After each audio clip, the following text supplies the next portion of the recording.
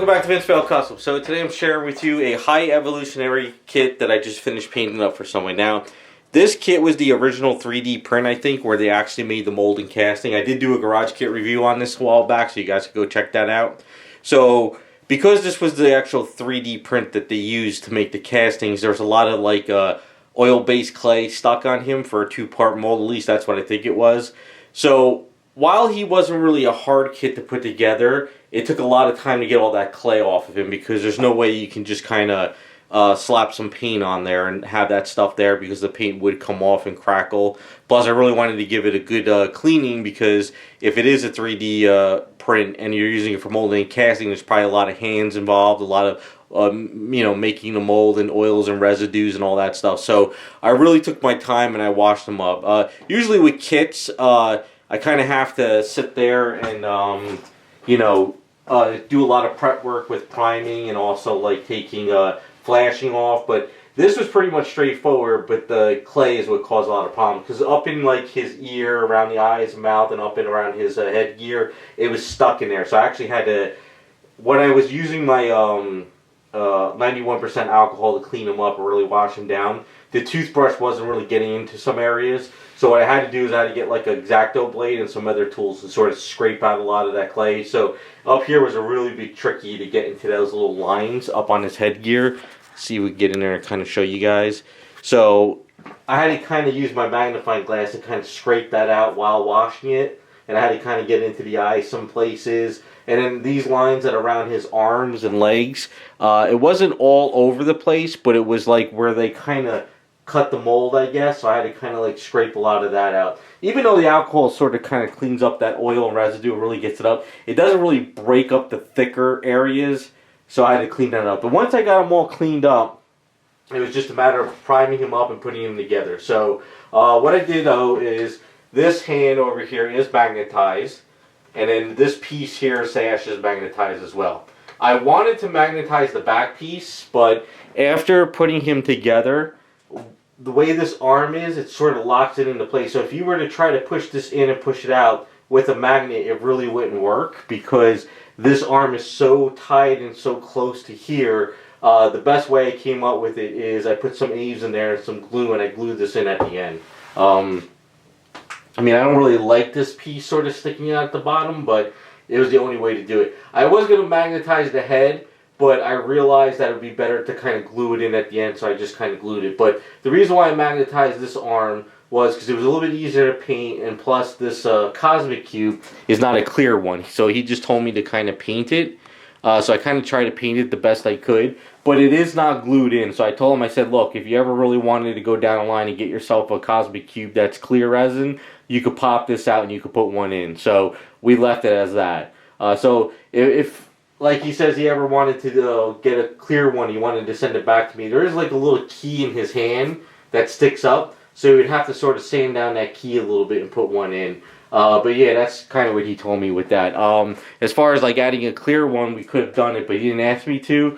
Plus, I'm not really sure how I would have gotten it done. I probably would have had to get like a clear square plexiglass rod, cut it down, and then buff it up. But I think a lot of the tools I have would melt it more than buffing it. So that's something I would have to kind of learn and play with. And what I did is I just pretty much attached everything. Pretty much attached him to the waist in here. His feet are on. Made this arm. Now what happened is when I attached these arms, they weren't actually seamed perfectly. I don't know if that was the 3D print or some warpage.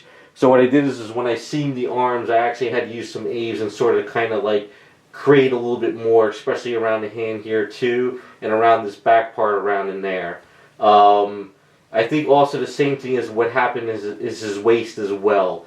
Even though it was kind of keyed pretty well, there were still, no matter how many times I sanded it and I chopped up the inside, so I thought the key was pushing it up. What it was is I think the waist is kind of bowed like this. And when you put it on, no matter which way you do it, there was a gap. So I decided, screw it. I threw some Aves, I threw some glue, I popped it on, squeezed it, and I kind of seamed it up and made it like nice and even. Same thing with the legs too. There was no choice about that. Now, as far as colors, he's pretty straightforward. As you can see, it's kind of just like a magenta purple with like a steel.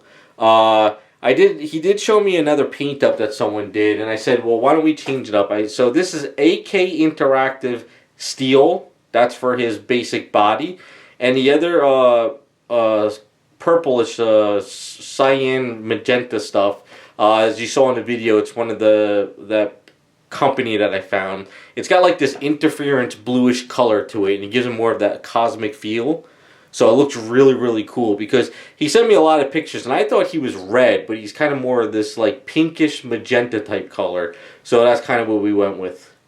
So as you can see there, as far as the base goes, I wanted to change up the base a little bit. I don't like when the bases really jump out at you. So since he's like a brighter character, if I did any kind of crazy steel or lighter colors, it would fight with him. So I said, let's do a black base, and we'll just kind of, you know, paint these little things here. I'm not really sure what they're supposed to be. Maybe you guys know the character a little bit more. And then we just changed up the colors and just kind of gave it a little bit of, you know, something different. Up here is actually AK Interactive Steel, but with a hint of the AK Interactive Chrome, and I kind of like it. So you sort of see a little bit of his reflection in the base if you were to look down on him. Let me see if we could do this. The camera's kind of a little bit wonky. But you could sort of see there's a little bit of a reflection there. But I didn't go crazy with reflection. I didn't want to sit there and make it like mirror chromed. I thought maybe just a little bit of a reflection would work pretty cool. And I think it does look cool.